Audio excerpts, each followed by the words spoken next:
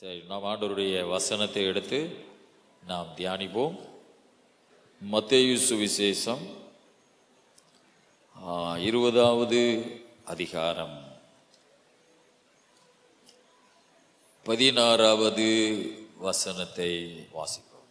இவ்விதமாக பிந்தினோர் முந்தினராயும் முந்தினோர் பிந்தினோராயும் இருப்பார்கள். அழைக்கப்பட்டவர்கள் அநேகர், தெரிந்து கொள்ளப்பட்டவர்களோ சிலர் என்றார். ஆமென். ஜெபம் பண்ணுவோம். பரலோக பிதாவே, துதிக்கிறோம். உம்முடைய குமாரன் இயேசு நாமத்தில் ஜெபிக்கிறோம். இந்த வார்த்தை பகுதியெல்லாம் ஆண்டவர் எங்களோடு பேசும் பரிசுத்த ஆவியானவர் மூலமாக எங்களோடு இடைபடுவீராக. ஆண்டவருடைய பிரதான கிருபை இந்த இடத்துல பூர்ணமாக இறங்கட்டும். வந்திருக்கிற மக்களோடு பேசும். அடியானை ஒரு பாத்திரமாய் பயன்படுத்தும். இயேசு நாமத்தில் பிதாவே, ஆமென். சத்தமா எல்லாரும் ஒரு அல்லேலூயா சொல்லுவோம். ஆண்டவருக்கு மகிமை உண்டாவதாக. இந்த வசனம் சொல்லுகிறது, இவ்விதமாக பிந்தினோர் முந்தினோராயும் முந்தினோர் பிந்தினோராயும் இருப்பார்கள். அழிக்கப்பட்டவர்கள் அநேகர், தெரிந்து கொள்ளப்பட்டவர்களோ சிலர் என்றார். ஸ்தோத்திரம். அதில் ஆண்டவர் சொல்லுகிறார், அழைக்கப்பட்டவர்கள் அநேகர், தெரிந்து கொள்ளப்பட்டவர்களோ சிலர் என்றார். அழைக்கிறதுன்னு சொல்றது அநேகரை திரளாய் அழைப்பது. அந்த அழைச்சதில் இருந்து சில பேரை கடவுள், சில பேர் அப்படின்னு சிலர், அவர்களை தேவன் தெரிந்து கொள்ளுகிறார். தெரிந்து கொள்ளப்பட்டவர்களோ சிலர் என்றார். சபை என்பது அப்படித்தான். ஆண்டவர் நிறைய பேரை அழைச்சிருப்பார். ஆனால் அதிலும் சில பேரை ஆண்டவர் தெரிந்து கொள்ளுகிறார். அல்லேலூயா, கர்த்தருக்கு ஸ்தோத்திரம். சில பேர் அழைக்கப்பட்ட இடத்திலேயே நின்றுவாங்க, தெரிந்து கொள்ளுதலுக்கு போக மாட்டாங்க. அல்லேலூயா. ஆனால் அழைக்கப்பட்ட தேவனுடைய பிள்ளைகள், ஆமேன், அவருக்கு அவர் தெரிந்து கொள்ளுகிற ஒரு வாழ்க்கை, அவர் தெரிந்து கொள்ளுகிற ஒரு ஜீவியம் நாம் செய்யும் போது அவர் நம்மை ஸ்தோத்திரம் தெரிந்து கொள்ளுகிறார். ஆகவே நாம் அழைக்கப்பட்ட இடத்திலேயே நின்று விடாதபடிக்கு ஆண்டவர் நம்மை தெரிந்து கொள்ளும்படி, ஆமேன், நம்ம வாழ்க்கை இருக்கணும். ஆமேன். இப்போ ஒரு கம்பெனிக்கு நிறைய பேரை ஸ்தோத்திரம், ஆமேன், அந்த கம்பெனி வேலைக்கு அழைக்கும். ஆனால் அதில் முக்கியமான மேனேஜரா, ஆமேன், ஒரு இன்ஜினியரா, ஸ்தோத்திரா, ஒரு விஞ்ஞானியா, ஆமேன், சில பேரை ஆமேன் பண கணக்கு வழக்குல அப்படி சில பேரை தெரிந்து கொள்ளுவார்கள். ஆமேன். ஆனால் ஆண்டவருடைய ராஜ்யமும் அப்படித்தான். அழைக்கப்பட்டவர்கள் அநேக, ஆமேன், தெரிந்து கொள்ளப்பட்டவர்களோ சிலர் என்று ஆண்டவர் சொல்லுகிறார். அல்லேலூயா, கர்த்தருக்கு ஸ்தோத்திரம். எத்தனையோ பேர் இந்த உலகத்திலே வாழ்ந்திருந்தாலும் தேவன் நம்மை அழைத்திருக்கிறார். அல்லேலூயா. அவருடைய ராஜ்யத்துக்காக கடவுள் நம்மை அழைத்திருக்கிறார். ஒரு கம்பெனிக்கு நானும் வேலைக்கு வருகிறேன் என்று பெயர் கொடுத்து அமை வருவது போல நம்முடைய பெயரை கடவுள்கிட்ட கொடுத்துருக்குறோம். என்னையும் நீங்க அழைச்சிருக்கிறீங்க. ஆனா அந்த தெரிந்து கொள்ற இடத்துக்கு நம்ம வருவதற்கு நம்முடைய வாழ்க்கை அதில் சம்பந்தப்படணும், நம்முடைய செயல்கள் அதில் சம்பந்தப்படணும், நம்முடைய கிரியைகள் அவர் தெரிந்து கொள்ளுகிற அளவுக்கு உண்மையா நம்ம இருக்கும் பொழுது நம்மை தேவன் தெரிந்து கொள்ளுகிறார். அல்லேலூயா, கர்த்தருக்கு ஸ்தோத்திரம். எவ்வளவோ சீசர்கள் இயேசுவுக்கு இருந்தாங்க. 12 சீசர்கள் மாத்திரமல்ல, ஒரு இடத்துல 70 சீசர்கள் இருக்கிறது. ஆகவே நிறைய சீசர்களை கடவுள் தெரிந்து கொண்டிருந்தார். அந்த தெரிந்து கொண்டதிலும் 12 பேரை குறிப்பாக தேவன் தெரிந்து கொண்டார். அல்லேலூயா. ஆனால் ஒரு இடத்துல மறுரூப மலைக்கு போகும் பொழுது அந்த 12 பேரிலும் ஒரு 3 பேரை விசேஷித்த விதமாக தேவன் மறுரூப மலைக்கு கூட்டிக் கொண்டு போனார். அல்லேலூயா. அந்த 3 பேர் பேதுரு, யாக்கோபு, யோவா. இந்த 3 பேரும் ஆண்டவருடைய மறுரூபமாகுதலை அவர்கள் பார்த்தார்கள். ஆமென். இந்த 12 பேரை நிறைய சீசர்கள் இடத்தில் இருந்து 12 பேரை தெரிந்து கொண்டார். 12 பேரிலிருந்து ஒரு 3 பேரை தெரிந்து கொண்டு மறுரூப மலைக்கு போகிறார். அல்லேலூயா. அங்கே மறுரூப காட்சியை பார்த்த சீசர்களை பார்த்து ஆண்டவர் சொல்லுகிறார், கீழே இறங்கி போகும்போது இந்த தரிசனத்தை யாரிடத்திலும் சொல்லாதீர்கள், நான் உயிர் தெழுந்த பின்பு சொல்லுங்கள். அல்லேலூயா. ஆக அந்த 3 பேருக்கும் ஆண்டவர் ஒரு விசேஷித்த தெரிந்து கொள்ளுதலை கடவுள் அன்றைக்கு வைத்திருந்தார். மற்றவர்கள் எல்லாரும் ஆண்டவரை பார்த்து கோபப்படல. ஏன்னா ஆமென், தெரிந்து கொள்வது என்பது அவருடைய காரியம். ஆமென். ஆகவே கடவுள் நிறைய பேர் அழைக்கலாம், நீங்கள் பேர் கொடுத்திருக்கலாம். நானும் ஆண்டவருடைய பிள்ளையாக மாறுகிறேன், நான் ஞானஸ்நானம் எடுத்திருக்கிறேன், அல்லேலூயா, நான் ஆண்டவருக்குள்ளே வரப்போகிறேன் என்று நீங்கள் பேர் கொடுத்திருக்கலாம். ஆனா நம்முடைய வாழ்க்கையின் அந்த காரியங்களை வைத்து, வாழ்ற வழியை வைத்து, அந்த வாழ்க்கையின் வழியை வைத்து கடவுள் நம்மை தெரிந்து கொள்ளுகிறார். அழைக்கப்பட்ட இடத்திலேயே இருந்து விடாதபடி கடவுள் நம்மை தெரிந்து கொள்ளுகிற அளவுக்கு நம்முடைய வாழ்க்கை பரிசுத்தமா, உண்மையா, நீதியா ஆண்டவருக்கு என்று வாழும் பொழுது கடவுள் நம்மை தெரிந்து கொள்ளுகிறார். அல்லேலூயா. அதனால ஆண்டவர் சொல்லுகிறார், அழைக்கப்பட்டவர்கள் அநேகர், தெரிந்து கொள்ளப்பட்டவர்களோ சிலர் என்றார். அல்லேலூயா. மத்தேயு 22வது அதிகாரத்திலே மத்தேயு 22:1 இயேசு மறுபடியும் அவர்களோட உவமைகளாய் பேசி சொன்னது என்னவென்றால், பரலோக ராஜ்யம் தன் குமாரனுக்கு கல்யாணம் செய்த ஒரு ராஜாவுக்கு ஒப்பாயிருக்கிறது. 14 வரை வாசிங்க. அழைக்கப்பட்டவர்களை கல்யாணத்திற்கு வர சொல்லும்படி அவன் தன் ஊழியக்காரரை அனுப்பினான். அவர்களோ வர மனதில்லாதிருந்தார்கள். அப்பொழுது அவன் வேறு ஊழியக்காரரை அழைத்து, நீங்கள் போய், இதோ என் விருந்தை ஆயத்தம் பண்ணினேன், என் எருதுகளும் கொழுத்த ஜந்துக்களும் அடிக்கப்பட்டது, எல்லாம் ஆயத்தமாயிருக்கிறது, கல்யாணத்திற்கு வாருங்கள் என்று அழைக்கப்பட்டவர்களுக்கு சொல்லுங்கள் என்று அனுப்பினான். அழைக்கப்பட்டவர்களோ அதை அசட்டை பண்ணி ஒருவன் தன் வயலுக்கும் ஒருவன் தன் வியாபாரத்திற்கும் போய்விட்டான். மற்றவர்கள் அவன் ஊழியக்காரரை பிடித்து அவமானப்படுத்தி கொலை செய்தார்கள். ராஜா அதை கேள்விப்பட்டு கோபமடைந்து தன் சேனைகளை அனுப்பி அந்த கொலை பாதகரை அழித்து அவர்கள் பட்டணத்தையும் சுற்றறித்தான். அப்பொழுது அவன் தன் ஊழியக்காரரை நோக்கி, கல்யாண விருந்து ஆயத்தமாய் இருக்கிறது, அழைக்கப்பட்டவர்களோ அதற்கு அபாத்திரமாய் போனார்கள். ஆகையால் நீங்கள் வழி சந்துகளிலே போய் காணப்படுகிற யாவரையும் கல்யாணத்திற்கு அழைத்து கொண்டு வாருங்கள் என்றான். அந்த ஊழியக்காரர் புறப்பட்டு வழிகளிலே போய் தாங்கள் கண்ட நல்லார் பொல்லார் யாவரையும் கூட்டிக் கொண்டு வந்தார்கள். கல்யாண சாலை விருந்தாளிகளால் நிறைந்தது. விருந்தாளிகளை பார்க்கும்படி ராஜா உள்ளே பிரவேசித்த போது கல்யாண வஸ்திரம் தரித்திராத ஒரு மனுஷனை அங்கே கண்டு, சிநேகிதனே, நீ கல்யாண வஸ்திரம் இல்லாதவனாய் இங்கே எப்படி வந்தாய் என்று கேட்டான். அதற்கு அவன் பேசாமல் இருந்தான். அப்பொழுது ராஜா பணிவிடக்காரரை நோக்கி, இவனை கையும் காலும் கட்டி கொண்டு போய் அழுகையும் பற்கடிப்பும் உண்டாயிருக்கிற புறம்பான இருளிலே போடுங்கள் என்றார். அந்தபடியே அழைக்கப்பட்டவர்கள் அநேகர், தெரிந்து கொள்ளப்பட்டவர்களோ சிலர் என்றார். பாருங்கள், இந்த இடத்திலே நான் வாசிக்கும் போது ஒரு பரலோக ராஜ்யம் தன் குமாரனுக்கு கல்யாணம் செய்த ராஜாவுக்கு ஒப்பாக இருக்கிறது. அல்லேலூயா. சபையும் ஆமென் குமாரனுக்கு, அவருடைய குமாரனுக்கு கல்யாணம் செய்து கொடுக்கிறதா மணவாட்டி சபை. அல்லேலூயா. சபை என்பதும் அதற்குத்தான் ஒப்பாக இருக்கிறது. அல்லேலூயா. ஆகவே பிதாவாகிய தேவனுடைய ஒரே பேரான குமாரனுடைய இரத்தத்தினாலே தோன்றப்பட்டதுதான் சபை. அல்லேலூயா. சபையில் உள்ள ஆண்கள் பெண்கள் எல்லாரும் மணவாட்டி சபை என்கிற அவருடைய சபையிலே நாம் தங்கி இருக்கிறோம். அல்லேலூயா. கர்த்தருக்கு ஸ்தோத்திரம் உண்டாவதாக. இந்த சபையும் ஒரு ராஜா கல்யாணம் செய்த தன் குமாரனுக்கு கல்யாணம் செய்த அந்த இடத்துக்கு ஒப்பா இருக்கிற வசனத்தின்படி அதுக்கு இந்த வசனத்துக்கு ஏற்ற ஒரு இடம்தான் சபையும். அல்லேலூயா. கர்த்தருக்கு ஸ்தோத்திரம். பரலோக ராஜ்யம் தன் குமாரனுக்கு கல்யாணம் செய்த ஒரு ராஜாவுக்கு ஒப்பா இருக்கிறது.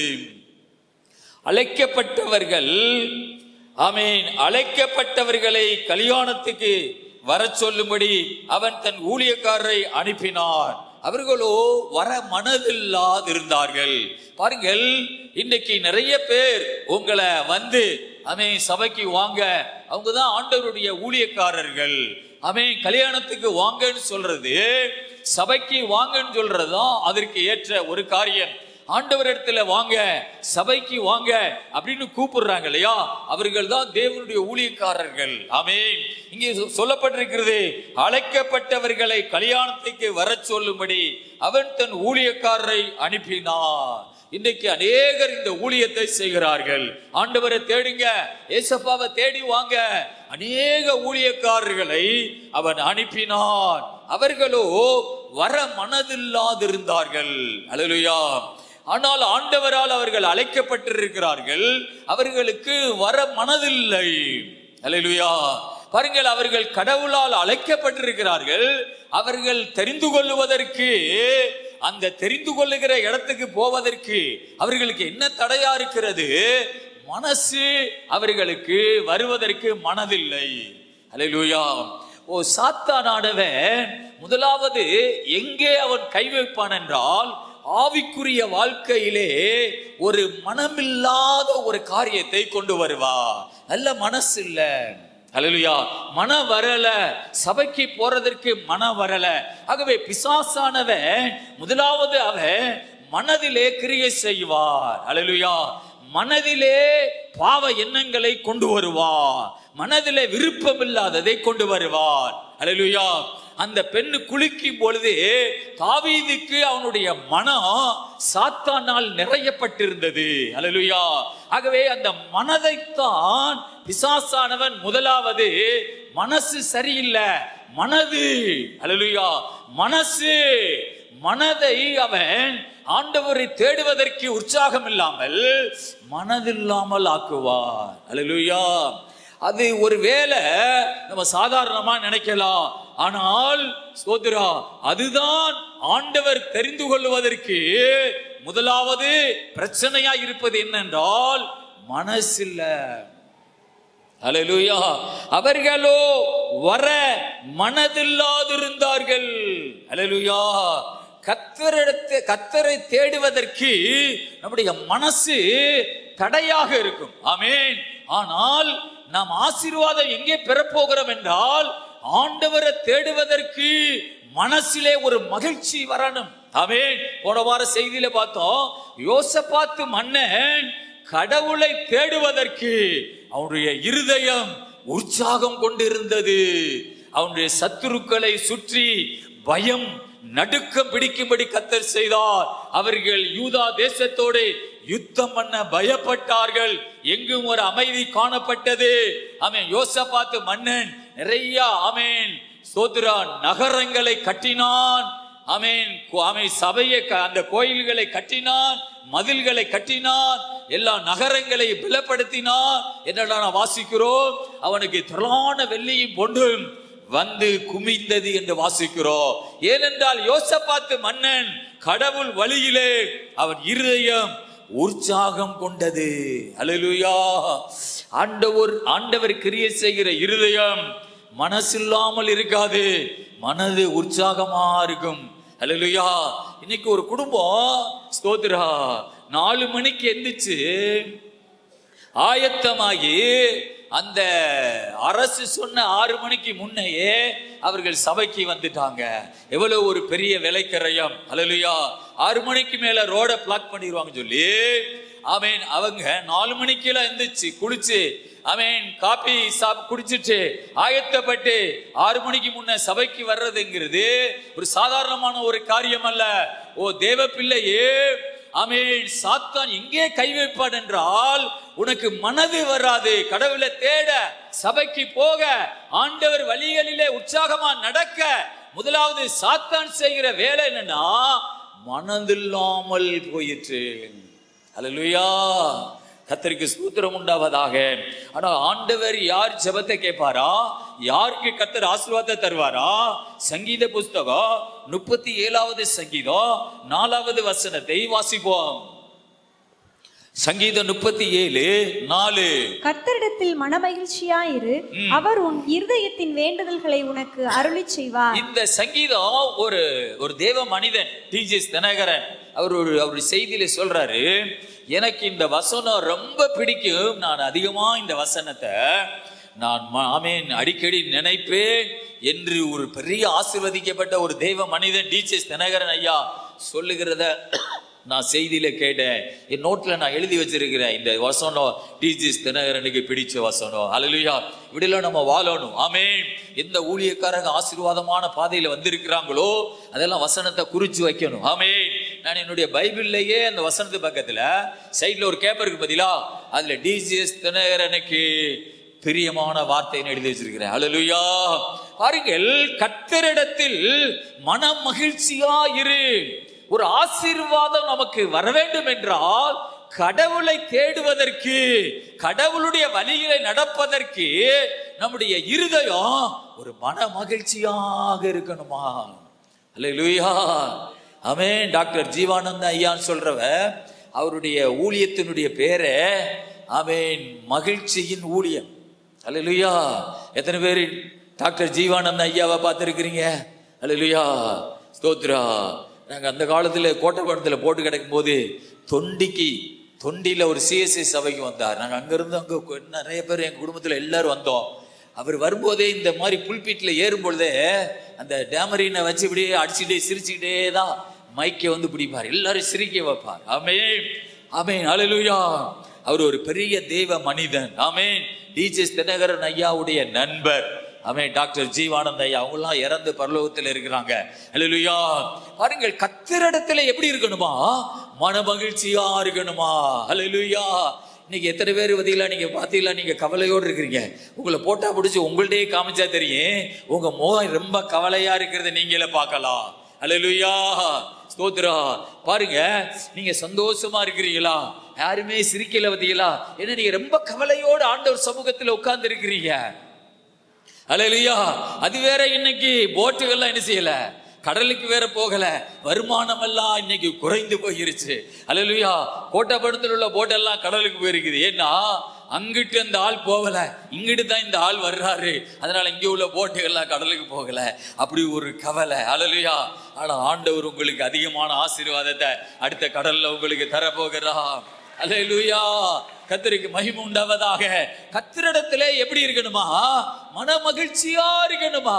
அல்லேலூயா. சந்தியா ஒரு பாட்டு படிச்சாங்க. அல்லேலூயா. நான் அந்த ரூமுக்குள்ள இருந்து கொஞ்சம் டான்ஸ் ஆடணும் போல இருந்தது. ஆனா அந்த ஓட்ட வழியை பார்த்தா சகோதரிகள்லாம் பாக்குறாங்க, பாஸ்ட் டான்ஸ் ஆடுவாங்க சொல்லி நான் நிப்பாட்டிட்டேன். அல்லேலூயா. அந்த பாட்டு எனக்கு ரொம்ப ஒரு பிடிக்கிற பாட்டு. அல்லேலூயா. அது ஒரு மலையாள பாட்டு தான். ஆமென். அந்த பாட்டை ஒரு கட்ட படிங்க பாப்பா. എന്റെ ദൈവത്താൽ നിശ്ചയം അനുഗ്രഹം പ്രാപിച്ചിടും ഞാൻ. തന്റെ വചനം പോലെ ഞാൻ ചെയ്യും, തന്റെ വഴിയിൽ തന്നെ നടക്കും. എന്റെ ദൈവത്താൽ നിശ്ചയം അനുഗ്രഹം പ്രാപിച്ചിടും ഞാൻ.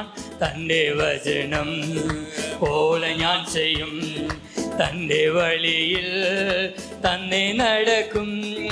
ദേശത്തിൽ ഞാൻ അനുഗ്രഹിക്കപ്പെടും, ജോലിയിൽ ഞാൻ അനുഗ്രഹിക്കപ്പെടും.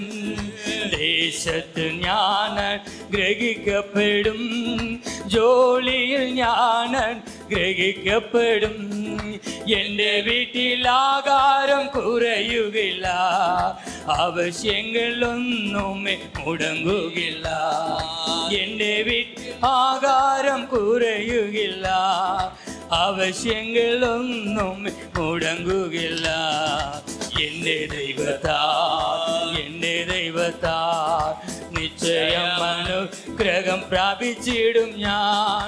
തന്റെ വചനം പോലെ ഞാൻ ചെയ്യും, തന്റെ വഴിയിൽ തന്നെ നടக்கும். ஹல்லேலூயா.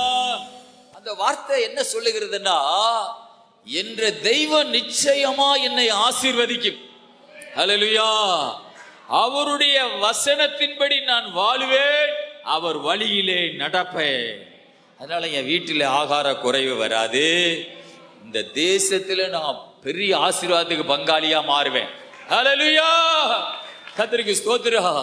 ஆமென். ஆக ஒரு மனிதனை கடவுள் எப்படி ஆசீர்வதிப்பார் என்றால், கர்த்தரிடத்தில் மன மகிழ்ச்சியாயிருந்தால் அவனுடைய வேண்டுதல்களை கர்த்தர் கேட்பார். ஹல்லேலூயா.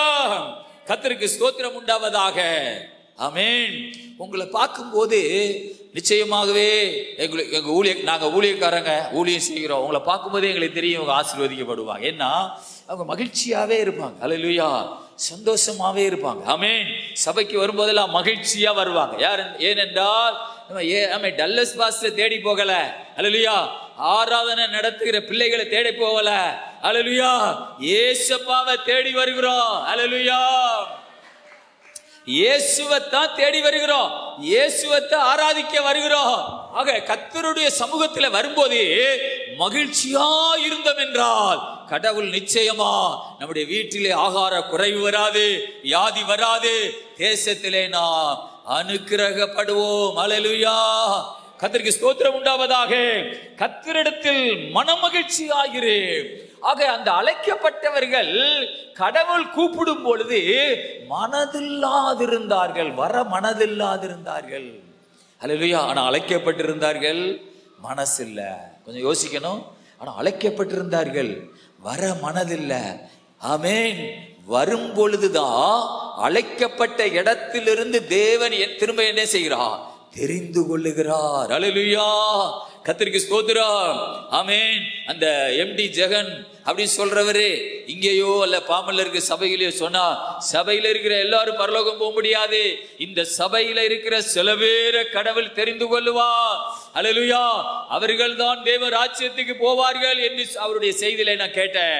அல்லேலூயா, ஆகவே அழைக்கப்பட்ட இடத்திலிருந்து நாம் இன்னும் சரியாகி, இன்னும் பரிசுத்தமாகி, இன்னும் உண்மையா வாழ்ந்து மனமகிழ்ச்சியோடு கர்த்தரை ஆராதிச்சு தெரிந்து கொள்ளுகிற இடத்துக்கு வரணும்.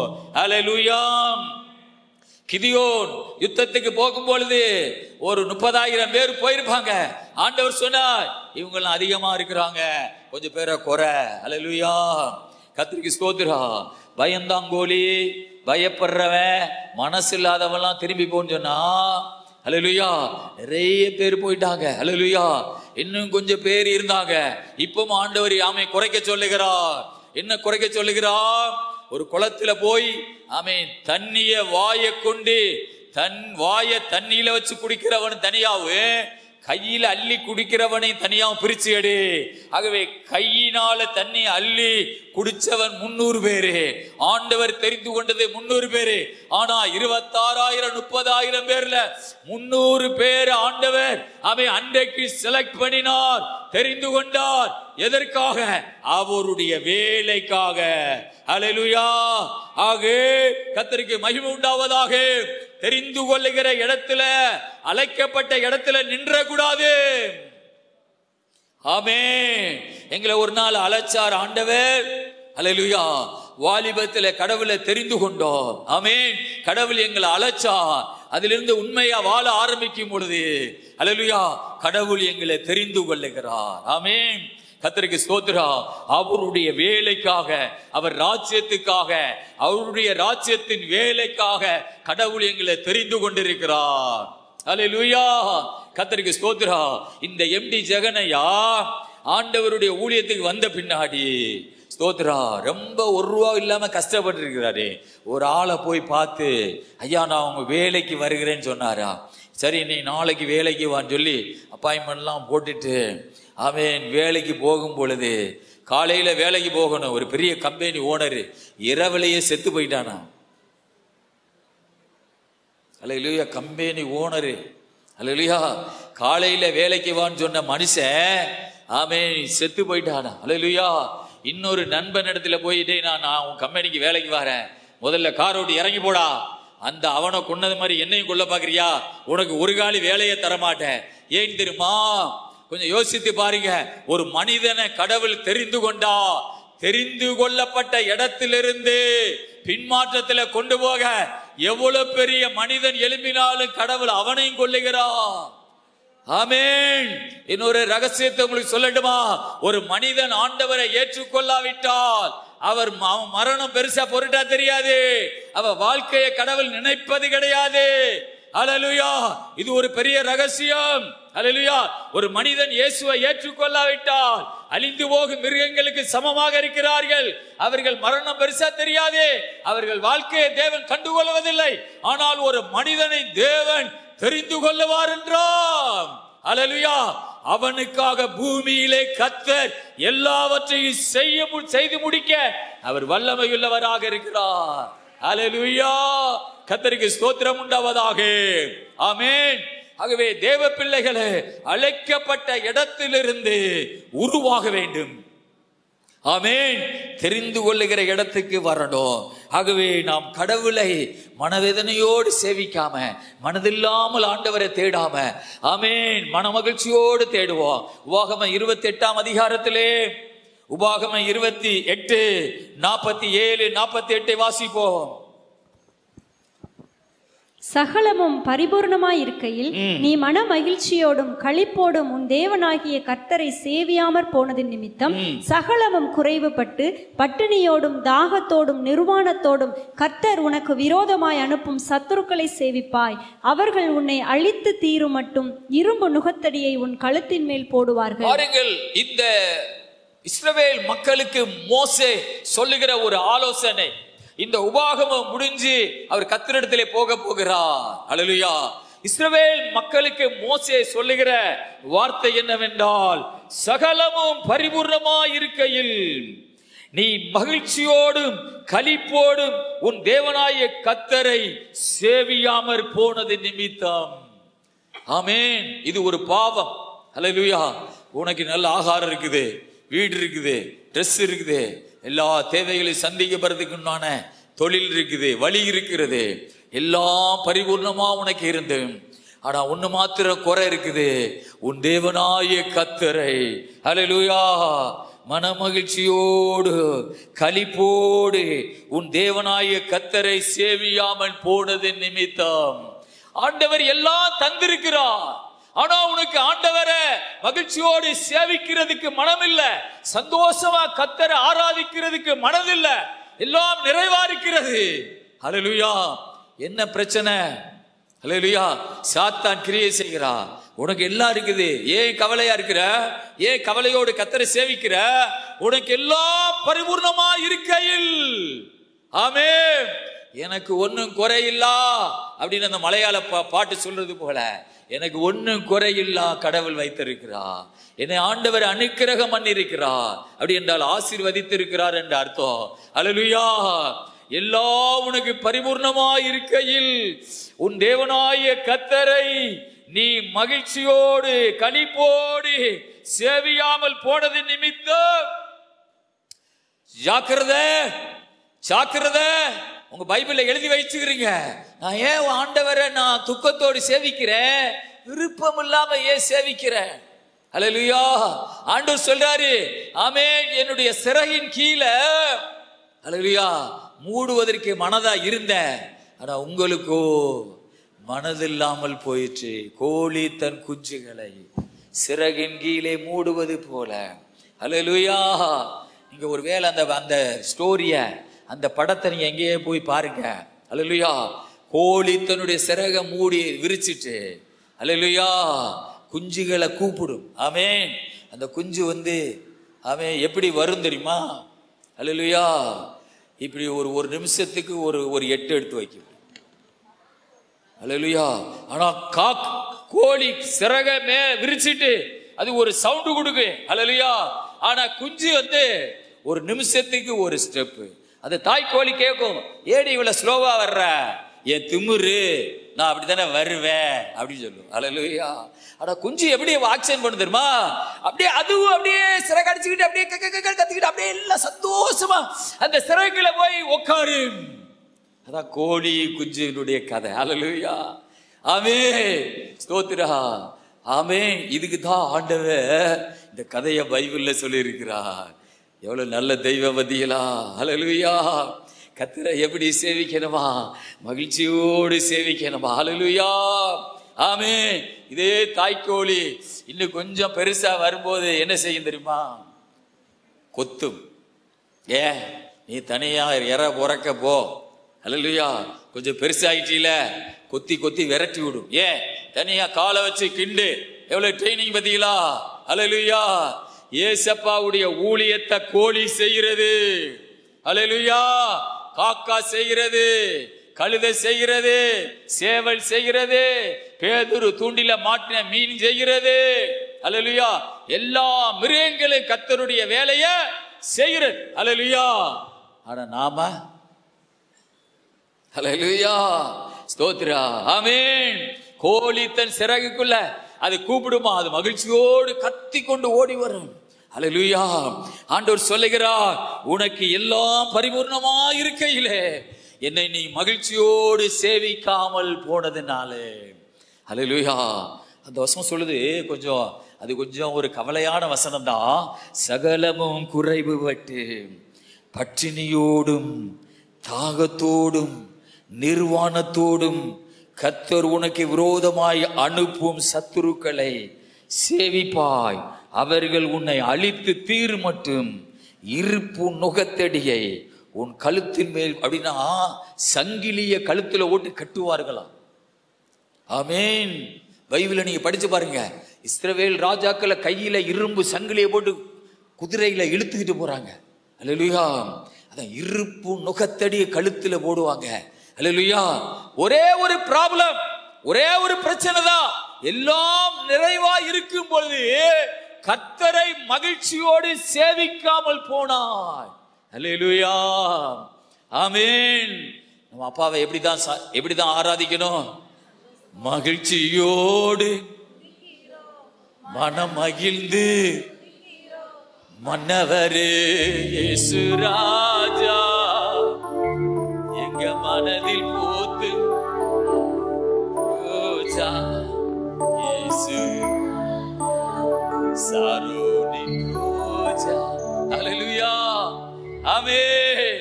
இயேசுவை எப்படி ஆராதிக்கணும்? மகிழ்ச்சியோடு துதிக்கிறோம். நல்லா என்ன செய்வோம் தெரியுமா?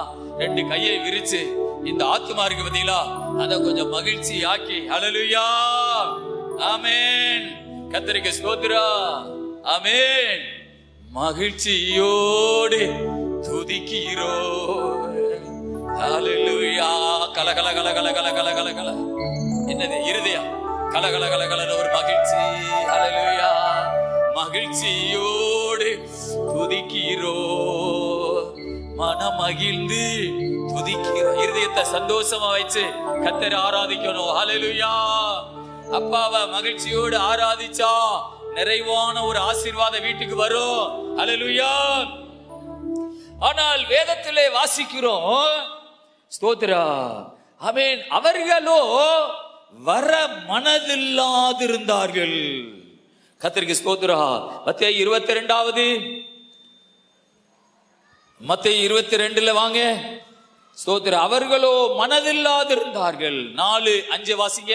அப்பொழுது அவன் வேறு ஊழியக்காரரை அழைத்து, நீங்கள் போய், இதோ என் விருந்தை ஆயத்தம் பண்ணினேன், என் எருதுகளும் கொழுத்த சந்துக்களும் அடிக்கப்பட்டது, எல்லாம் ஆயத்தமாயிருக்கிறது, கல்யாணத்திற்கு வாருங்கள் என்று அழைக்கப்பட்டவர்களுக்கு சொல்லுங்கள் என்று அனுப்பினான். அழைக்கப்பட்டவர்களோ அதை அசட்டை பண்ணி ஒருவன் தன் வயலுக்கும் ஒருவன் தன் வியாபாரத்திற்கும் போய்விட்டார்கள். பாருங்கள், இந்த 4வது வசனம் மத்தேயு 22:4. அப்பொழுது அவன் வேறு ஊழியக்காரரை அழைத்து, முதல்ல போனவங்களை தான் மதிக்கல, இப்போ ஆண்டவர் வேறு ஊழியக்காரர்களை அனுப்பி. அப்போ கடவுளுடைய வேலை எவ்வளவு முக்கியமானது என்று ஆண்டவருக்கு தான் தெரிகிறது. இன்னும் சில மற்ற மனிதர்களை ஆண்டவர் அனுப்பி, நீங்கள் போய், இதோ என் விருந்தை ஆயத்தம் பண்ணினேன், என் எருதுகளும் கொழுத்த ஜந்துக்களும் அடிக்கப்பட்டது. அப்படின்னா சபை என்பது ஒரு நிறைவான ஆசீர்வாதம் உள்ள ஒரு இடம். அல்லேலூயா. கல்யாண வீடுன்னு சொல்றது சபையை தான் குறிக்கிறது. அல்லேலூயா. ஆமென். கொழுத்த ஜந்துக்கள் அடிக்கப்பட்டிருக்கிறது. ஆமென். கறி சாப்பாடு ஆயத்தம் பண்ணப்பட்டிருக்கிறது. கொழுத்த ஆமென் ஜந்துக்கள் அடிக்கப்பட்டிருக்கிறது. விருந்து ஆயத்தமா இருக்கிறது. அல்லேலூயா. எல்லாம் ஆயத்தமா இருக்கிறது. ஆண்டவர் சொல்றார் பாருங்க, எல்லாம் ஆயத்தமா இருக்கிறது. அல்லேலூயா. கர்த்தருக்கு ஸ்தோத்திரம் உண்டாவதாக. எல்லாம் ஆயத்தமா இருக்கிறது. ஆமென். ஆண்டவருடைய சபையில எப்படி இருக்குதா? ஒரு பூரணமான ஆசீர்வாதம் உண்டு, பூர்ணமான மகிழ்ச்சி உண்டு, பூர்ணமான சுகம் உண்டு.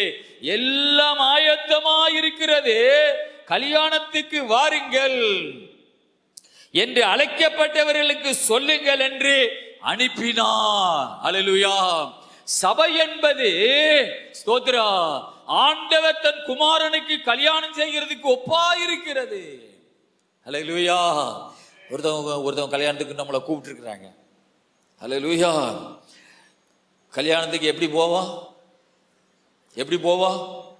நல்ல ஒரு விலை வசந்த வஸ்திரம் உடுத்தி, முகத்தை நல்ல பாலிஷ் போட்டு, ஹல்லேலூயா, நல்ல பேஸ்டெல்லாம் போட்டு, ஆமேன், கிறிஸெல்லாம் வாங்கி, ஹல்லேலூயா, முகத்துல நல்ல பளபளன்னு தடவி, ஹல்லேலூயா, ஸ்தோத்திரா, ஆமேன். அந்த போகும்போது வாசல்ல 2 பேர் இருப்பாங்க, ஒரு கணவனோ மனைவியோ நிற்பாங்க. அவன் கூப்பிட்டவங்க ஹல்லேலூயா வாங்க வாங்க வாங்க வாங்கன்னு கையெடுத்து கும்பிடுவாங்க. ஹல்லேலூயா வாங்க உள்ள வாங்க வாங்க நல்லா இருக்கீங்களா வாங்க ஸ்தோத்திரா. அப்போ ரொம்ப சொந்தக்காரங்கன்னா சொல்லுவாங்க, என்ன லேட்டா வாரியல அப்படின்னு சொல்லுவாங்க. ரொம்ப சொந்தக்காரங்கன்னா என்ன சொல்லுவாங்க, என்ன நீங்களாம் இவ்வளோ லேட்டா வரலாமா அப்படின்னு சொன்னா கொஞ்சம் வேலை அப்படின்னு சொல்லுவோம். ஹல்லேலூயா ஸ்தோத்திரா. மகிழ்ச்சியோடு உள்ள போவா. அப்போ பக்கத்துல ஒருத்தவங்க வருவாங்க, கூட்டிட்டு போப்பா, சாப்பாடு கொடுப்பா, அவன் கூட்டிட்டு போய் அங்க வந்து வைப்பா, ஹல்லேலூயா அப்படின்னு சொல்லுவாங்க. ஹல்லேலூயா. ஏதாவது கல்யாண வீடு, ஆமென், அது கல்யாண வீடு, ஆமென். போறவங்க ஹல்லேலூயா, கல்யாணத்துக்கு போறவங்க கண்ணை கசைக்கிட்டு அழுகிட்டே போனா, அது பந்தல்ல வரவேற்க நிக்கிறவங்களு அழுகிட்டே நின்றா, அது கல்யாண வீடா இலவு வீடா?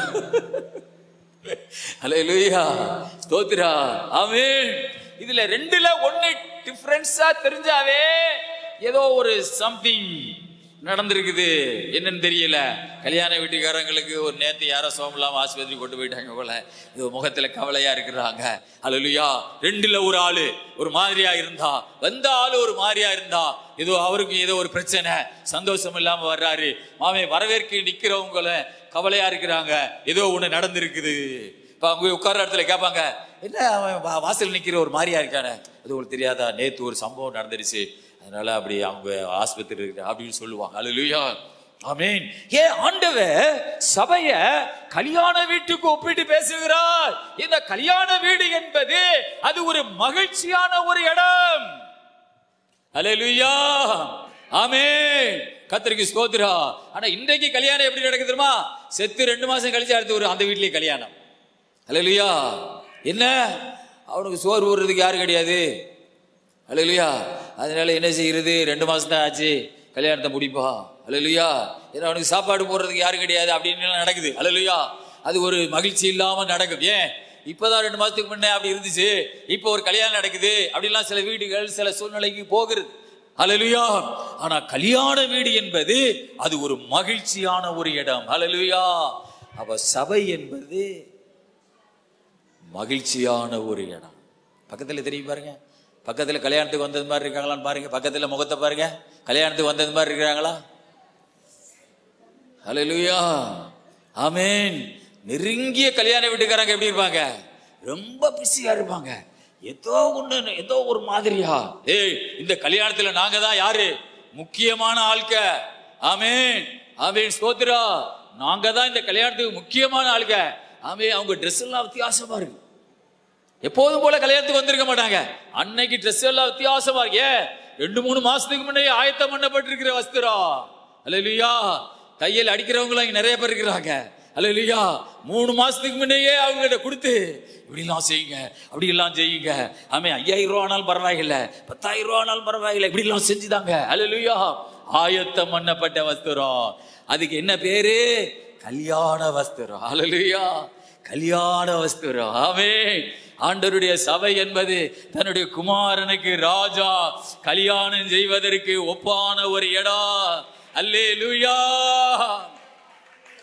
ஆமென். ஒரே ஒரு பாயிண்ட், வீட்டில இருந்து புறப்படும் போது நான் ஆண்டவருடைய சபைக்கு போகிறேன், கொஞ்சம் கவலையா இருக்கிறது, கொஞ்சம் மனசுக்குள்ள ஒரு மாதிரி இருக்கிறது, அந்த மாதிரி வரக்கூடாது. அப்பாவுடைய இடத்துக்கு போற, மகிழ்ச்சியோடு போற, சந்தோஷமா போற, ஏசப்பா ஆமென் ஸ்தோத்திரா, அவருடைய இடத்துக்கு போற. ராஜா கல்யாணம் பண்ணுவதற்கு தன் குமாரனுக்கு கல்யாணம் பண்ணுவதற்கு ஒப்பாய் பரலோக ராஜ்யம் இருக்கிறது. ஹல்லேலூயா. வேதம் சொல்லுகிறது, கல்யாணத்துக்கு வாருங்கள் என்று அழைக்கப்பட்டவர்களுக்கு சொல்லுங்கள் என்று அனுப்பினாம். ஹல்லேலூயா. அழைக்கப்பட்டவர்களோ அதை என்ன செய்தாங்களா? அசட்டை பண்ணினாங்க. அழைக்கப்பட்டவர்களோ அதை அசட்டை பண்ணி ஒருவன் தன் வயலுக்கு ஒருவன் தன் வியாபாரத்துக்கு போய்விட்டான். இப்படி ஆண்டவர் ரொம்ப காலத்துக்கு முன்னையே என் வாழ்க்கையை பத்தி அவர் எழுதி வச்சிருக்காரு. அல்லேலூயா. நான் வேலைக்கு போனது, வியாபாரத்துக்கு போனது அப்படிலாம் எழுதி வச்சிருக்காரு. அல்லேலூயா. அழைக்கப்பட்டவர்களோ அதை அசட்டை செய்து ஒருவன் தன் வயலுக்கு ஒருவன் தன் வியாபாரத்துக்கு போய்விட்டான். அல்லேலூயா. கர்த்தருக்கு ஸ்தோத்திரம் உண்டாவதாக. ஆமென். அசட்டை பண்ணினாங்களா? அல்லேலூயா. ஆண்டவருடைய சபையை அவர்கள் அசட்டை செய்தார்கள். இருதயத்துக்குள்ள இருக்கிறத தொலைவோட்டு பார்க்க தேவையில்லை. கடவுளுக்கு பரலோகத்தில் இருந்தே நம்முடைய இருதயத்தை அவன் அழகா பாப்பா. அவன் இருதயத்துல சபையை குறித்து ஒரு அசட்ட ஆனா அது ஒரு ஆண்டவருடைய இடம், அவருடைய குமாரனுக்கு கல்யாணம் செய்கிற இடம், அது ஒரு மகிழ்ச்சியின் இடம். அதை அந்த விதமாய் அணுகாம அதை அசட்டை செய்தார்கள். அல்லேலூயா. ஆமென். அப்போஸ்தலர் 13ஆம் அதிகாரத்திலே 40-41 வாசிப்போம். அப்போஸ்தலர் 13:40-41. அன்றியும் தீர்க்கதரிசிகளின் புஸ்தகத்திலே அசட்டைக்காரரே பாருங்கள், பிரமித்து அழிந்து போங்கள். உங்கள் நாட்களில் ஒரு கிரியையை நான் நடப்பிப்பேன். ஒருவன் அதை உங்களுக்கு விவரித்து சொன்னாலும் நீங்கள் விசுவாசிக்க மாட்டீர்கள் என்று சொல்லி இருக்கிறபடி உங்களுக்கு நேரிடாதபடிக்கு எச்சரிக்கையாயிருங்கள் என்றான். அல்லேலூயா. வேதத்திலே நான் வாசிக்கும் பொழுது அது இயேசு கிறிஸ்துவனுடைய பிறப்பை குறித்து அந்த தீர்க்கதரிசி சொல்லுகிறார். அல்லேலூயா. ஸ்தோத்திரம். அசட்டைக்காரரே பாருங்கள். இது தீர்க்கதரிசியின் புஸ்தகத்தில் எழுதியிருக்கிறத பவுல் எடுத்து பேசுகிறார். அசட்டைக்காரரே பாருங்கள், பிரமித்து அழிந்து போங்கள். உங்கள் நாட்களில் ஒரு கிரியையை நான் நடப்பிப்பேன். அதாவது இயேசு பிறப்பு. ஒருவன் அதை உங்களுக்கு விவரித்து சொன்னாலும் நீங்கள் விசுவாசிக்க மாட்டீர்கள் என்று சொல்லியிருக்கிறபடி உங்களுக்கு நேரிடாதபடி எச்சரிக்கையாய் இருங்கள். அல்லேலூயா. ஸ்தோத்திரா. ஆமென். பாருங்கள், ஒரு காரியத்தை கடவுள் செய்ய போகிறார். அதை உங்களுக்கு விவரித்து சொன்னாலும் நீங்கள் விசுவாசிக்க மாட்டீர்கள் என்று சொல்லியிருக்கிறபடி அது உங்களுக்கு நேரிடாதபடி. உங்களை பார்த்து ஏன் நீங்க ஆண்டவர் இடத்தை அசட்டை பண்றீங்க, ஆண்டவர் காரியத்தை ஏன் நீங்க இன்னும் விசுவாசிக்காம இருக்கிறீங்க, அந்த மாதிரி உங்களுக்கு நேரிடாதபடி, உங்களுக்கு யாரும் புத்தி சொல்லாதபடி உங்க வாழ்க்கையை நீங்க பார்த்து கொள்ளுங்க என்று பவுல் சொல்லி முடிக்கிறார். அல்லேலூயா. அது உங்களுக்கு நேரிடாதபடிக்கு எச்சரிக்கையாய் இருங்கள். அது இயேசு பிறப்பை பத்தி அந்த தீர்க்கதரிசி சொல்லுகிறார். ஆமென். ஏசாயா 11ஆம் அதிகாரத்திலே 1-2 அது இயேசு பிறப்பை குறிக்கிறது. ஈசாயின் அடிமரத்திலிருந்து ஒரு துளிர் தோன்றி, அல்லேலூயா, ஆமென், ஒரு கிளை செழிக்கும். அது இயேசு கிறிஸ்துவினுடைய பிறப்பை குறிக்கிறது. ஏசாயா 11:1-2 வாசிங்க. ஈசா எனும் அடி மரத்திலிருந்து ஒரு துளிர் தோன்றி அவன் வேரிலிருந்து ஒரு கிளை எழும்பி செழிக்கும். ஞானத்தையும் உணர்வையும் அருளும் ஆவியும், ஆலோசனையையும் வெள்ளனையும் அருளும் ஆவியும், அறிவையும் கர்த்தருக்கு பயப்படுகிற பயத்தை அருளும் ஆவியும் ஆகிய கர்த்தருடைய ஆவியானவர் அவர் மேல் தங்கி இருப்பார். அல்லேலூயா. பாருங்கள், அது இயேசு பிறப்பை குறிக்கிறது. இப்படி இயேசு பிறப்ப எத்தனையோ தீர்க்கதரிசிகள் இடையில எழுதி வச்சிருக்கிறாங்க. இயேசு பிறக்கிறதுக்கு 700 ஆண்டுகளுக்கு முன்பே ஏசாயா தீர்க்கதரிசன புஸ்தகத்திலே 11 இயேசு பிறப்பை குறித்து சொல்லுகிறார். அல்லேலூயா. கர்த்தருக்கு ஸ்தோத்திரம். ஏனென்றால் அந்த காலத்தில் இருந்த யூதர்கள் ஆண்டவருடைய காரியத்தை அசட்டை செய்கிறவர்களாக இருந்தார்கள். அல்லேலூயா. கர்த்தருக்கு ஸ்தோத்திரம். ஆக கடவுளுடைய அந்த அழைப்பில் இருந்து தெரிந்து கொள்வதற்கு வருவதற்கு அவன் கடவுள் காரியங்களை மகிழ்ச்சியோடு அணுகிறவர்களாக நான் காணப்பட வேண்டும். அல்லேலூயா. தானியேலின் புஸ்தகம் 1ஆம் அதிகாரம் 8வது வசனத்தை வாசிப்போம். தானியேல் 1:8. பாருங்கள், தானியேல் ராஜாவின் போஜனத்தினாலும் அவர் பானம் பண்ணும் திராட்சை ரசத்தினாலும் தன்னை தீட்டுப்படுத்தல் ஆகாதென்று தன் இருதயத்தில் தீர்மானம் பண்ணிக்கொண்டு தன்னை தீட்டுப்படுத்தாதபடி பிரதானிகளின் தலைவனிடத்தில் வேண்டிக் கொண்டான். ஹல்லேலூயா. பாருங்கள், இந்த தானியேலை கடவுள் ஆமீன் தெரிந்து கொண்டிருந்தார்.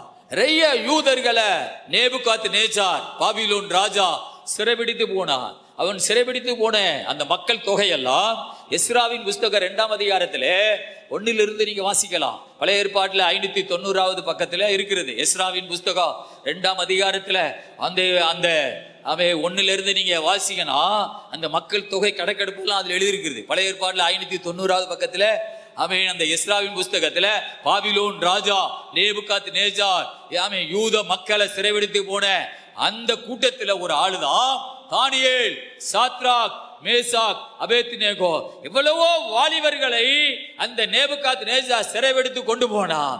ராஜ பரம்பரையை சேர்ந்த ஆயிரக்கணக்கான மனிதர்கள், வாலிபர்களை அந்த ராஜா சிறைபிடித்து கொண்டு போனான். அவ்வளவு கூட்ட மக்கள்ல 4 பேர் மட்டும் ராஜாவின் போசனத்தினால், ராஜா சாப்பிடுகிற உணவினால், திராட்சை ரசத்தினால் தன்னை தீட்டுப்படுத்தல் ஆகாதென்று அவன் தீர்மானம் பண்ணிக்கொண்டு பிரதானிகளின் தலைவனிடத்திலே வேண்டிக் கொண்டார்கள். அல்லேலூயா. அவ்வளவு கூட்ட மக்களை அவன் அழைச்சுக்கிட்டு போனான் நேபுகாத்நேச்சார். அழைக்கப்பட்டவர்களில் 4 பேர் மாத்திரமே தெரிந்து கொள்ளப்பட்டிருந்தார்கள். அல்லேலூயா. 17ஆம் வசனத்தை வாசிங்க. தானியேல் 1:17.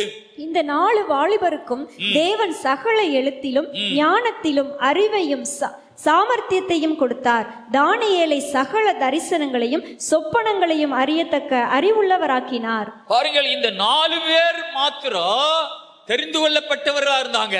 அவர்களுக்கு தேவன் ஞானத்தையும் அறிவையும் சகல எல்லா விதமான ஞானத்தையும் கடவுள் கொடுத்து அவர்களை ஆசீர்வதித்திருந்தார். இந்த 4 பேரும் பாபிலோன் தேசத்துல அவன் பெரிய ஆட்களாக கடவுள் அவர்களை உயர்த்தி வைத்திருந்தார்.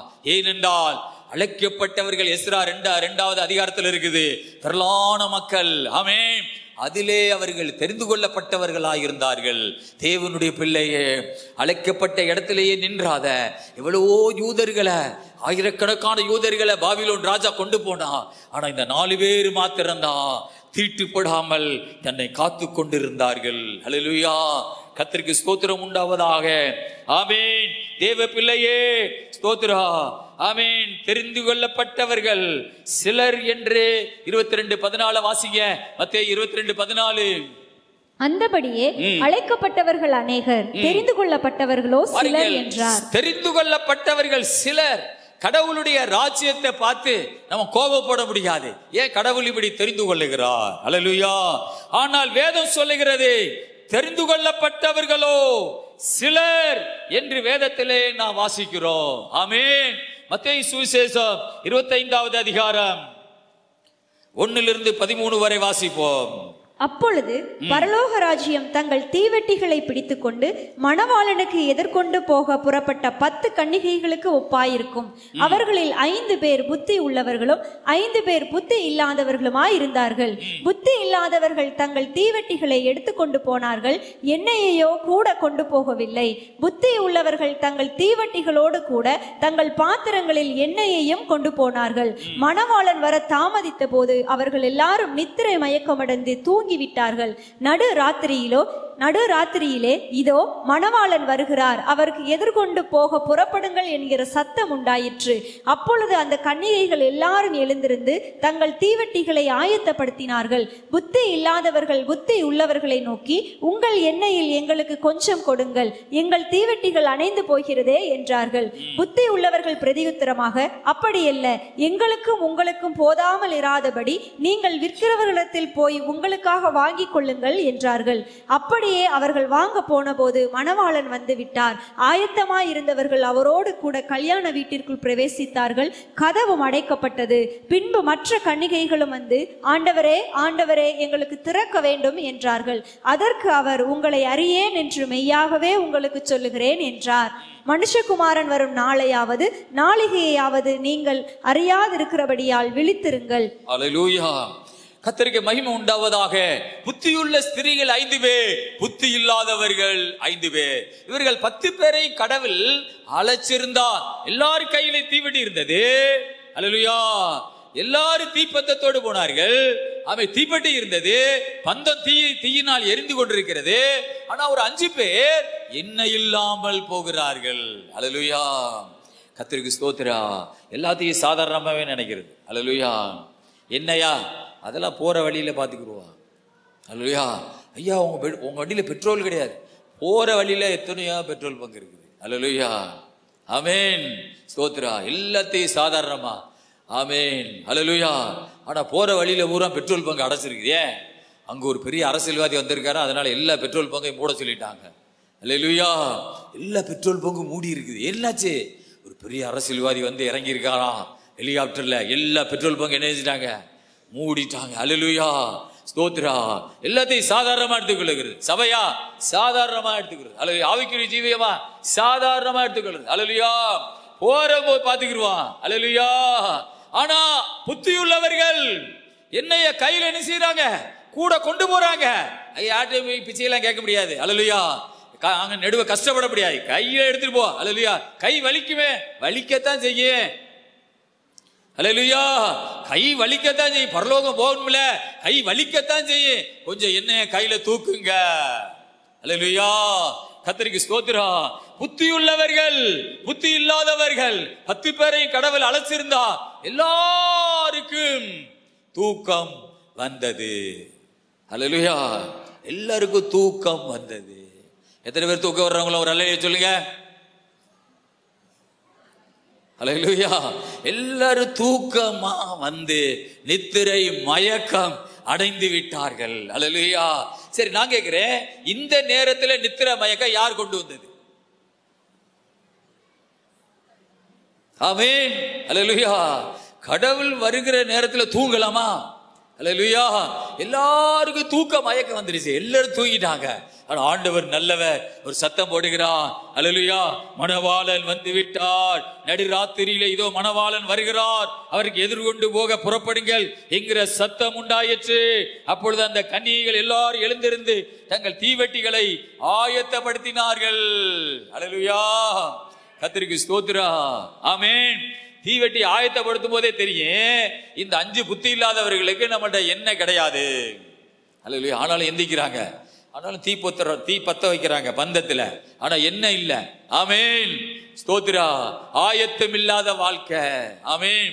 சில பேர் பாத்தீங்கன்னா சாயங்காலமே எல்லாத்தையும் ஆயத்தம் பண்ணிடுவாங்க. காலை டிஃபன் தான், மதிய சாப்பாடு எல்லாம் ஆயத்தப்படுத்திடுவாங்க. சில பேர் ஒண்ணுமே கண்டுக்கிற மாட்டாங்க. அல்லேலூயா. வீட்டுல காலையில 9 மணிக்கு ஆமே அது இல்லை இது இல்லை, ஆமே அரிசி மாவு கிடையாது, புட்டு மாவு கிடையாது, அந்த மாவு கிடையாது, 9 மணிக்கு காலையில. அல்லேலூயா. ஆனா புத்தி உள்ளவர்கள் அடுத்த நாளைக்கு முன்னையே காலை டிஃபனுக்கு நம்ம வாங்கிட்டு வா, ஆமே மதியத்துக்கு இது இப்படி எல்லாம் ஆயத்தம் பண்ணி வச்சிருப்பாங்க. அல்லேலூயா. ஆனா சில பேர் ஒண்ணுமே ஆயத்தம் பண்ணிக்க மாட்டாங்க. ஆமே காலையில பார்த்தா தான் போன் செய்டா, செல் டவர் எடுக்கல, என்னாச்சு, யாரோ வந்திருக்காரு, செல்போன் டவர் எல்லாம் போச்சு. அல்லேலூயா. கடையில என்னாச்சு, கடையில அடைச்சு கிடக்குது, என்ன பட்னியா கடை. அல்லேலூயா. ஒரு ஆயத்தமும் கிடையாது. ஆமென். காலையில எழுந்திருச்சு பத்த வைக்கிறாங்க, மண்ண என்ன கிடையாது தீபந்தத்துக்கு. ஸ்தோத்திரம். ஆமென். அங்க பார்த்தா 5 பேர் புத்தி உள்ளவர்கள் என்ன வச்சிருக்கிறாங்க, அவங்க ஆயத்தமா பந்தத்தை பொறுத்து அப்பாவுக்கு முன்னாடி ஜெகஜோதியா கையை துயர்த்தி வெளிச்சம் காட்டி அப்பாவை எதிர்கொண்டு போறாங்க. அல்லேலூயா. ஆமென். ஓசன்னா ஜெயமே, ஓசன்னா ஜெயமே, ஜெயம் நமக்கே என்று ஓசன்னா. அல்லேலூயா. தீபந்தத்தை பிடிச்சி எல்லாரும் எதிர்கொண்டு போறாங்க. 5 பேர் என்ன இல்லாம ஆயத்தம் இல்லாம இருக்கிறாங்க. ஏன்? அவங்க புத்தி இல்லாதவர்கள். அல்லேலூயா. ஆவிக்குரிய வாழ்க்கையில புத்தியோடு செயல்படணும். அல்லேலூயா. ஆமென். ஆவிக்குரிய வாழ்க்கையிலே ஆமென் தெரிந்து கொள்ளப்பட்டவர்களாக நாம் மாறணும். 5 பேர் ஆமென் ஆண்டவருடைய கதவு திறக்கப்பட்டது. 5 பேர் உள்ள போனார்கள், கதவு அடைக்கப்பட்டது. 5 பேர் போய் என்ன வாங்கிட்டு வந்தாங்க. அல்லேலூயா. 5 பேர் போய் திரும்ப என்ன வாங்கிட்டு வந்தாங்க. ஆமென்.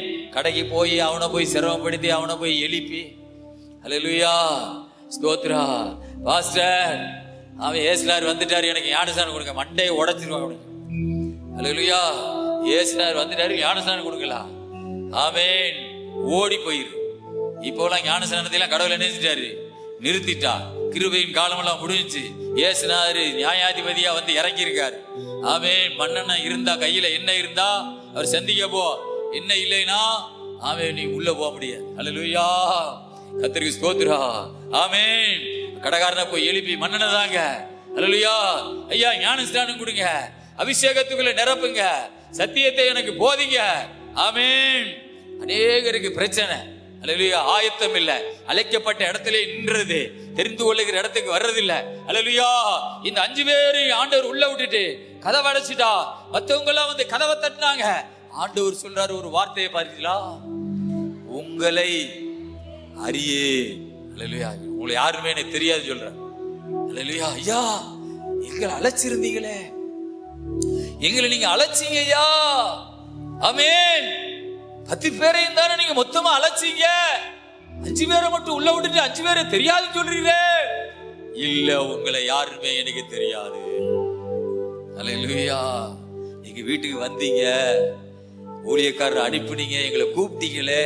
அல்லேலூயா, அவன் எங்களையெல்லாம் நீங்க கூப்பிட்டீங்களே, ஊழியக்காரர் அனுப்பி கூப்பிட்டது உண்மைதான், அழைச்சது உண்மைதான். ஆனா அழைச்ச இடத்திலேயே நீ நின்றுட்ட. ஆமென். சபையை அசட்ட செஞ்சிட்ட. அல்லேலூயா, மன சோர்வோடு என்னைய பின்பற்றிட்ட, மனசுல உற்சாகம் இல்லாம என்னைய பின்பற்றி வந்துட்ட. அல்லேலூயா, மனசுல உனக்கு ஆர்வம் கிடையாது, என் வழிகள் எல்லாம் நீ ஆர்வம் இல்லாமலே காணப்பட்டுட்ட. அதனால கதவு உனக்கு திறக்காது. அல்லேலூயா, அல்லேலூயா, கதவு அடைக்கப்பட்டது, உடைய அறியே என்று சொன்னார் ஆண்டவர். அவங்க கவலையோடு போனாங்க. ஆமென். எல்லா சபைக்கு நடந்ததெல்லாம் வேஸ்ட், ஆராதனையில எவ்வளவு காலம் கலந்து கொண்டதெல்லாம் வேஸ்ட். ஏன்? அழைக்கப்பட்ட இடத்திலே நின்றுட்டோம், தெரிந்து கொள்ளுகிற இடத்துக்கு வரல. அல்லேலூயா, ஆண்டவருக்கு மகிமை உண்டாவதாக. நான் ஒரு காலத்துல மண்டப கேம்ப்ல ஊழியம் செய்யும் பொழுது எனக்கு ஆண்டவர் வருகை குறித்து ஒரு 2-3 நாளா தொடர்ந்து, அதிகாலையில ஒரு 4:30 மணிக்கு ஒரு 3 நாள் தொடர்ந்து என்னோட பேசிக்கொண்டே இருந்தா. ஸ்தோத்ரா, அல்லேலூயா. ஆண்டவர் பேசும்பொழுது எங்க சபையில ஒருத்தர், ஒரு பிரதர் இருக்கிறாரு, அவரை குறிச்சு ஆண்டவர் சொல்றாரு, அவர் பேரு செல்வராஜ். ஆண்டவர் சொல்றாரு, அவர் பேர் கொடுத்திருக்காரு.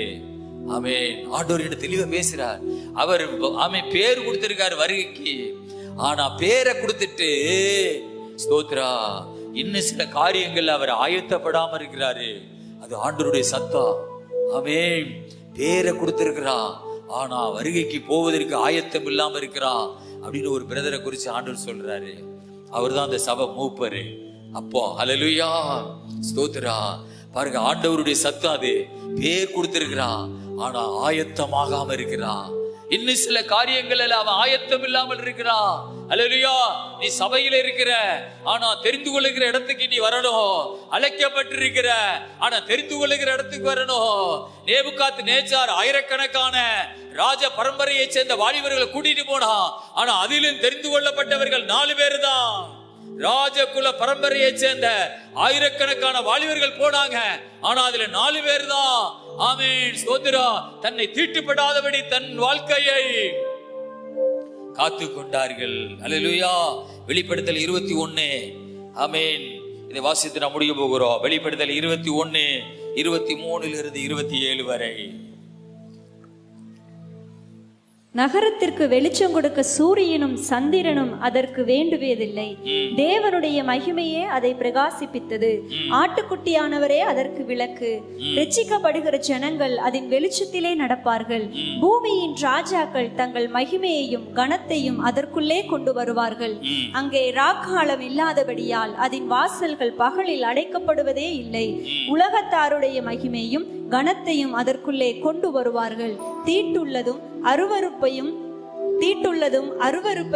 பொய்யையும் நடப்பிக்கிறதுமாகிய ஒன்றும் அதில் பிரவேசிப்பதில்லை. ஆட்டுக்குட்டியானவரின் ஜீவ புஸ்தகத்திலே எழுதப்பட்டவர்கள் மாத்திரம் அதில் பிரவேசிப்பார்கள். ஹல்லேலூயா. சத்தமோர் அல்லேலூயா சொல்லுமா. ஹல்லேலூயா. கர்த்தருக்கு ஸ்தோத்திரம். இது பரலோகத்தை குறிக்கிறது. இந்த வசனத்தை எத்தனை பேர் பார்க்குறீங்க? ஹல்லேலூயா. வசனத்தை ஆழமா கொஞ்சம் யோசித்து பாருங்க. நகரத்துக்கு வெளிச்சம் கொடுக்க சூரியனும் சந்திரனும் அதற்கு வேண்டுவதில்லை. தேவனுடைய மகிமையே அதை பிரகாசித்தது. அல்லேலூயா. ஆட்டுக்குட்டியானவரே அதற்கு விளக்கு. ரட்சிக்கப்படுகிற ஜனங்கள் அதன் வெளிச்சத்திலே நடப்பார்கள். ஆமென். யார் வெளிச்சத்திலே நடப்பா? ரட்சிக்கப்படுகிறவர்கள். அல்லேலூயா. ஸ்தோத்திரா. ரட்சிக்கப்படுகிறவங்க தான் அந்த வெளிச்சத்துல நடப்பாங்களா, பரலோக வெளிச்சத்துல. விளக்கு தேவையில்லை, சூரியன் தேவையில்லை, இயேசுநாதரே அங்க வெளிச்சமா இருப்பார். அல்லேலூயா. பூமியின் ராஜாக்கள் தங்கள் மகிமையையும் கனத்தையும் அதற்குள்ளே கொண்டு வருவார்கள். அல்லேலூயா, ஸ்தோத்திரம். பூமியின் ராஜாக்கள் பரலோகத்துக்குள்ள, ஆமென், நான் பெரிய ஆளு அப்படின்னு சொல்லி உள்ள வருவாங்களாம். ஆமென். சபைக்குள்ள, ஆமென், பெரிய அரசியல்வாதி மதிப்பா உட்கார வைங்க, பெரிய பணக்காரர் மதிப்பா உட்கார வைங்க. அது சபை கிடையாது, அது சாத்தான் தங்கி இருக்கிற ஒரு இடம். அல்லேலூயா. சபைக்குள்ள உலகத்தானுடைய மகிமை உள்ளே வரக்கூடாது. அல்லேலூயா. ஏழையும் சரி, பணக்காரனும் சரி, அழகா இருக்கிறவங்களும் சரி, அழகா இல்லாதவங்களும் ஒரே மனிதர்கள் தான். அல்லேலூயா. பரலோகத்துக்குள்ள பூமியின் ராஜாக்கள் தங்கள் மகிமையை கனத்தையும் அதற்குள்ளே கொண்டு வருவார்கள். அல்லேலூயா. கடந்த காலங்களில் ஓட்டு கேட்க சில, ஆமென், முன்னாள் இந்நாள் எம்எல்ஏக்கள் வருவாங்க இங்க. ஆமென். 10 பேருக்கு ஜெபம் பண்ணிட்டு தான் அவங்கள்ட்ட பேச்சு கொடுப்பேன். அல்லேலூயா, ஸ்தோத்திரா. அல்லேலூயா. நிக்கிற மக்களை பூரா ஜெபம் பண்ணிட்டு தான், ஆமென், ஓட்டு கேட்க வருவாங்க, இங்க வந்துருவாங்க. அப்படி எத்தனையோ பேரை நீங்க பார்த்திருப்பீங்க. அவங்க எல்லாம் நின்றுகிட்டே இருப்பாங்க. அல்லேலூயா. எல்லா மக்களுக்காக ஜெபம் பண்ணிட்டு தான் அவங்கள என்னன்னு கேட்பேன். அப்போ அவங்க கையெடுத்து கூப்பிட்டு சொல்லுவாங்க, ஐயா உங்க மக்களை எங்களுக்கு ஓட்டு போட சொல்லுங்க சொல்லுவாங்க. அல்லேலூயா. நான் சொல்லுவான், ஆமென், சொல்றோம், நிச்சயமா உங்களை கடவுள் ஆசீர்வதிப்பார் அப்படின்னு சொல்லும்போது தலையை குடிஞ்சு அந்த ஆசீர்வாதத்தை வாங்குவாங்க. அல்லேலூயா. அவங்களுக்கு ஒண்ணு இருக்குது பதிலா, ஆமென், தெய்வ பயம். அல்லேலூயா. நான் இப்படி கையை உங்களை ஆசீர்வதிப்பா சொல்லும்போது அவங்க தலையை குடிஞ்சு அதை வாங்குறாங்க. அல்லேலூயா. கர்த்தருக்கு மகிமை உண்டாவதாக. அவன் அந்த ஆளு அவங்க இன்னைக்கு எம்எல்ஏவா இருக்கிறாங்க. அல்லேலூயா. ஆமென், ஸ்தோத்திரா. ஆமென். ஆனா பைபிள் சொல்லுகிறது, உலகத்தாருடைய மகிமையையும் கனத்தையும் பரலோக ராஜ்யத்துக்குள்ளே கொண்டு வருவார்கள். கடவுள் என்ன செய்வாரா? அங்கே அனுமதிக்க மாட்டாரா? அல்லேலூயா. அங்கே ராக்காலம் இல்லாதபடியால் அதன் வாசல்கள் பகலில் அடைக்கப்படுவதே இல்லை. உலகத்தாருடைய மகிமை கனத்தை அதற்குள்ளே கொண்டு வருவார்கள். தீட்டுள்ளதும் அருவருப்பையும் பொய்யையும் நடப்பிக்கிறதுமாகிய ஒன்றும் அதில் பிரவேசிப்பது இல்லை. பாருங்க. அல்லேலூயா, ஸ்தோத்திரா. அந்த வசனம் எவ்வளவு ஒரு ஆழமான வசனம். தீட்டுள்ளதும் அருவருப்பையும் பொய்யை நடப்பிக்கிறதுமாகிய. சில பேர் சாதாரணமா பொய் சொல்லுவாங்க. அல்லேலூயா. அப்படி உங்க வாழ்க்கையை கொண்டு போகாதீங்க. அல்லேலூயா. பொய் பொய் ஒரே பொய். அல்லேலூயா. பொய்யே சொல்லக்கூடாது. ஆமென். விளையாட்டுக்கு பொய், கேலிக்கு பொய், அப்படிலாம் இருக்கக்கூடாது. அல்லேலூயா. பொய்யை நடப்பிக்கிறதுமாகிய, ஆமென், ஒன்றும், அப்படின்னா எல்லாரும் மனிதனையும் சேர்த்து தான் ஒன்றும். அல்லேலூயா. எல்லாம் நீங்க நல்லா வாழ்வீங்க, ஆனா பொய் மட்டும் உங்கள்ட்ட இருக்கு. ஆனா உங்களை ஆண்டவர் தடுப்பார். நீங்க சொல்லுவீங்க, நான் ஆண்டவர் உங்களுக்கு உண்மையா இருந்தேன், நீ பொய் மாத்திரம் சொல்லிக்கிட்டே இருந்த. அல்லேலூயா. ஆமென். பொய்யை நடப்பிக்கிறதுமாகிய அதில் ஒன்று பிரவேசிப்பதில்லை. ஆட்டுக்குட்டியானவரின் ஜீவ புஸ்தகத்தில் எழுதப்பட்டவர்கள் மாத்திரம் அதில் பிரவேசிப்பார்கள். ஜீவ புஸ்தகம் என்கிற ஒரு புஸ்தகம் இருக்கிறது. அல்லேலூயா. அது பரலோகத்தில் இருக்கிறது. அதில் நம்ம பேர் எழுதப்பட்டிருக்கிறது. அதனாலதான் மோசேயை பார்த்து ஆண்டவர் சொன்னா, மோசே சொல்லுகிறான், உம்முடைய புஸ்தகத்தில் என் பேரை கிறுக்கி போடும் என்று சொல்லுகிறான். ஆனா ஆண்டவர் சொல்றாரு, எனக்கு விரோதமா எவன் பாவம் செய்தானோ அவன் பேரை நான் கிறுக்கி போடுவேன். உன்னை நான் பேர் சொல்லி அழைத்திருக்கிறேன், உனக்கு முன்னே நான் போவேன், ஜனங்களை கூட்டிட்டு போன்னு சொல்றார். அல்லேலூயா. ஆண்டவர் சொல்றாரு, எனக்கு விரோதமா பாவம் செய்கிறவன் எவனோ அவன் பேரை ஜீவ புஸ்தகத்திலே கிறுக்கி போடுவேன். ஆமென். கர்த்தருக்கு ஸ்தோத்திரா. ஒருத்தன் பேரு நமக்கு பிடிக்காது, ரொம்ப ஆத்திரமா இருக்கும் பேரை நினைச்சா. ஆமென். அவனை அடிக்க முடியாது, ஆனா பேரை கிழிக்கலாம். பேனா வச்சு கிரிச்சு போடா அப்படின்னு ஆத்திரத்துல கிறுக்கி விட்டுலாம். அதே மாதிரி ஆண்டவர் அவன் பேரை கிறுக்கி போடுவேன். அல்லேலூயா. யார்? பொய் பேசுகிறவர்கள், தீட்டா அசுத்தமா வாழ்கிறவர்கள். ஆனா தானியேல் எவ்வளவு ராஜ பரம்பரையை சேர்ந்த மக்கள் இருந்தாலும் தன்னை தீட்டுப்படாதபடி அந்த 4 வாலிபர்களும் தன்னை காத்து கொண்டார்கள். அல்லேலூயா. தேவ பிள்ளையே, ஒரு நாள் நாம் மரிக்க போகிறோம். இந்த உலகத்தில் யாரும், ஆமேன், உயிரோடைய இருக்க முடியாது. என்றைக்காவது ஒரு நாள் மரணம் நம்மளை சந்திக்கும் போது நம்முடைய ஆவிக்குரிய கண்கள் நமக்கு திறக்கப்படும். அல்லேலூயா. ஆண்டவருடைய ராஜ்யத்துக்கு போவோம். அங்கே போகும் பொழுது புஸ்தகம் ஒன்று திறக்கப்படும். ஆமேன். புஸ்தகத்தில் பேர் இருக்கான்னு பார்ப்பார். அந்த பேர் இருந்தா ஆண்டவர் பரலோகத்துக்குள்ள அனுமதிப்பார். அல்லேலூயா. ஆமேன். யூடியூப்ல நிறைய அந்த மாதிரி காரியங்கள் எல்லாம் நிறைய நாடகம் மாதிரி நடிச்சிருக்கிறது பார்க்கலாம். ஆமேன். ஸ்தோத்திரா. ஆமேன். பேர் இருந்தா உங்களை பரலோகத்துக்குள்ள அனுமதிப்பார். பேர் இல்லைன்னா ஆமேன் 2 கருப்பு உருவம் சாத்தான் வந்து தூக்கி கொண்டு போய் தீயில தள்ளுறத அவன் பார்க்கலாம் நீங்க. அல்லேலூயா. யூடியூப்ல நிறைய அந்த மாதிரி நாடகம் மாதிரியவே நிறைய செலவு பண்ணி தயாரிச்சிருப்பாங்க. அல்லேலூயா. ஆமேன். ஆனா வேதம் சொல்லுகிறது, ஜீவ புஸ்தகத்தில் எழுதப்பட்டவர்கள் மாத்திரம் அதில் பிரவேசிப்பார்கள். அல்லேலூயா. பரலோகத்துக்கு ஒரு வழி இருக்கிறது. அது இயேசுதான் வழி. அல்லேலூயா. இயேசு என்கிற நாமத்தின் மூலம் சபையில இருந்து சபையில பரிசுத்தமா வாழ்ந்து இயேசு என்கிற வழியில நடந்து பரலோக ராஜ்யத்துக்கு போகலாம். அல்லேலூயா. அதுக்கு வேறு வழி கிடையாது. ஆமேன். அந்த புனிதர், இந்த புனிதர், அந்த அம்மா, அந்த கோயிலு, இந்த தெய்வம், அல்லேலூயா, அந்த வழியெல்லாம் பொய். ஆமேன். அல்லேலூயா. ஆமேன். அவர் நாமத்தை தவிர வேறொரு நாம பூமியிலே கட்டளையிடப்படவே இல்லை. அல்லேலூயா.